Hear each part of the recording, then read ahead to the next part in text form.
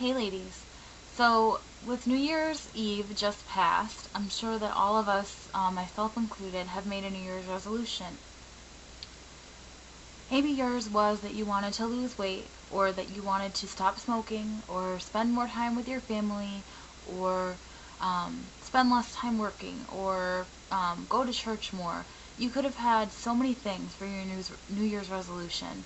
Um, One of my main resolutions was to lose weight, and the second one was to overcome infertility. And that might seem like a really crazy New Year's resolution, and you might be thinking, well, it's not your fault if you don't get pregnant this year. What are you going to do if you don't succeed? How is that going to make you feel? Well, in the last 3.5 years that my husband and I have been trying to conceive, we have up to this point let the infertility determine our attitudes rather than let our attitudes determine our infertility. And that's what I want to change. I want to live 2011 like we could get pregnant tomorrow. And like this is going to be our year. Um, Closer to New Year's Eve, I just had a feeling that 2011 was going to be our year. And I'm not just saying that. I have a strong feeling in the pit of my stomach that this is going to be our year. This is going to be our time. So many times on Facebook when I would get really, really down and on myself and on just our situation of struggling with infertility, and when I would have a particularly rough day and see that so many people were getting pregnant but we weren't, I would post on my Facebook, when is it going to be our turn? Well, I'm claiming this year, I'm claiming 2011 as our turn. This is going to be our turn. We're going to make it happen this year, one way or another. We're taking steps in the right direction. We have an infertility clinic appointment on February 25th. We're going to find out once and for all why we're not getting pregnant, and we're going to fix this problem.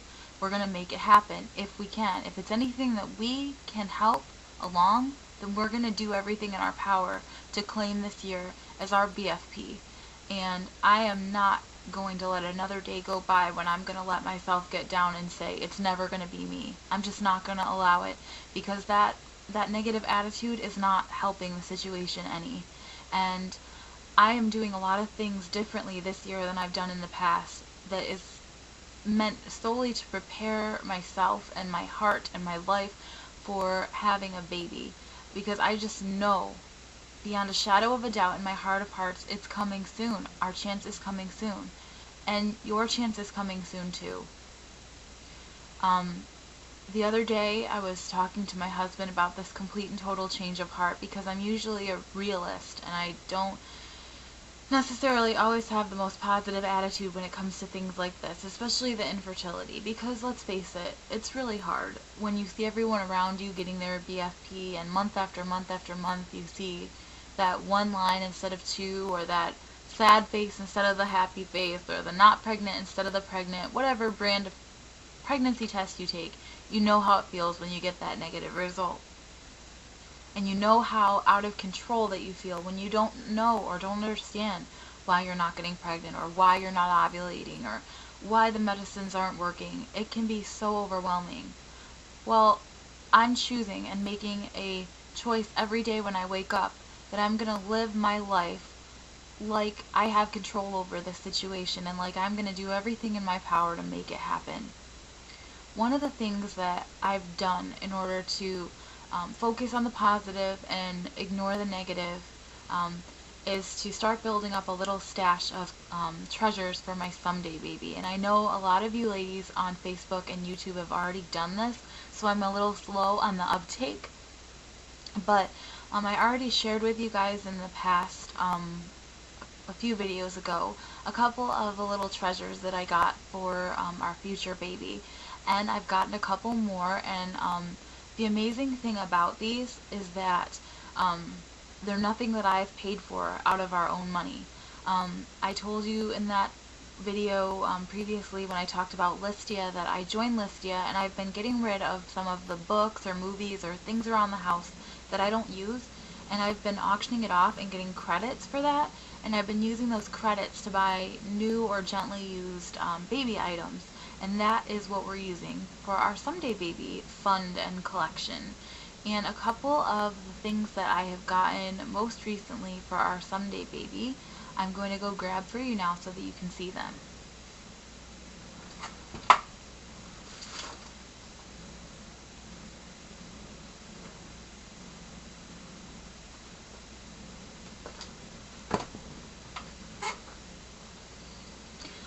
I think I told you guys in that video also that my husband and I are really hoping for a girl. We'll be happy no matter what we have, but you know, my husband just really wants a girl, and I just feel like having a daughter would be so amazing.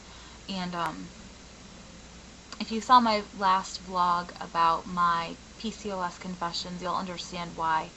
I really want to instill in my daughter a lot more self-confidence and love and positive feelings than were instilled in me when I was growing up. And I want my daughter to know that she is beautiful and she's treasured and she is loved even before she was conceived. So I decided that I was going to take a leap of faith and bid on Listia on some items that were specifically for a baby girl rather than just gender neutral. I like all colors for a baby, but these things were just too beautiful to pass up.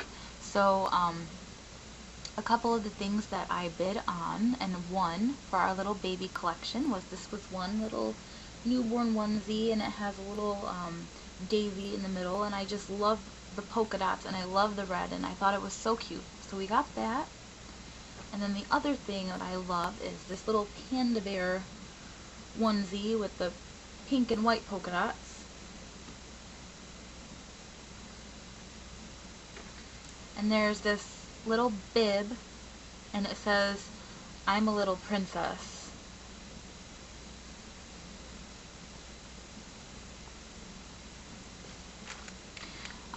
I'm building up the collection slowly, and I plan to start adding books and things like that as we go along. But this is something that is very therapeutic for me, because when I buy these things, or get them for free actually because I get them from Listia, and I'm holding them in my hands, I think about the future, and I think about this child that I know that we're going to be holding in our arms very soon, and it helps me. It helps me to focus on what can be and not what is, because sometimes what is so difficult and so sad that I just can't bear it when I'm having my really bad days. So this just really, like I said, helps me through, helps me to focus on the positive and not think about the negative. And if you haven't already done so, I would encourage you to do the same if you can. If you think it will help you, then I don't think there's anything weird or wrong with preparing yourself and preparing your life for the baby that you strongly believe in your heart is going to be there, even if it's not there now. And I think that that's a positive step that you can take into overcoming your infertility and conquering your sadness or depression that you might be experiencing because of the infertility. As I was surfing around on the internet the other night when I was creating my positive playlist full of songs that will remind me of my future pregnancy. Some of you, if you're friends with me on Facebook, you made your suggestions for me to add songs to that playlist, and you've seen it because I did post the link, but I will try my hardest to post the link down here below the video as well. Otherwise, you can add me as a friend on Facebook if you haven't already. I'll put that link down below as well, and you can see that playlist there. But as I was searching around on the internet, I came across a poem, and I wanted to read this poem to you tonight.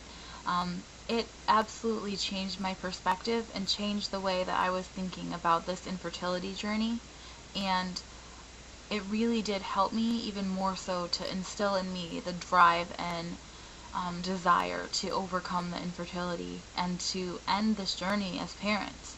And I wanted to read this to you, and it was not written specifically about infertility, but if you pay attention to a lot of the wording, it is so perfect in describing what it is like to go through this infertility journey. So if I'm looking down, it's because I'm looking at the paper and I don't have my glasses on, so I have to look a little closer. And this is called the Don't Quit poem. And it says, "When things go wrong, as they sometimes will, when the road you're trudging is all uphill, when the funds are low, and your debt is high, and you want to smile but you have to sigh. When care is pressing you down a bit, rest if you must, but don't you quit. Life is queer with its twists and turns, as every one of us sometimes learns. And many a failure turns about when she might have won had she stuck it out. Don't give up, though the pace seems slow. You may succeed with another blow. Success is failure turned inside out, the silver line in the cloud of doubt. And you never can tell how close you are. It may be near when it seems so far. So stick with the fight when you're hardest hit. It's when things seem worst that you must not quit. Like I told you before, I'm claiming 2011 as the year of my BFP, as the year of our turn. No more wondering why everyone else around us is having their dream come true, but we're sitting back waiting on the sidelines. This is going to be our year, and I'm claiming it to be so, and I hope that you girls will do the same. Thanks for watching.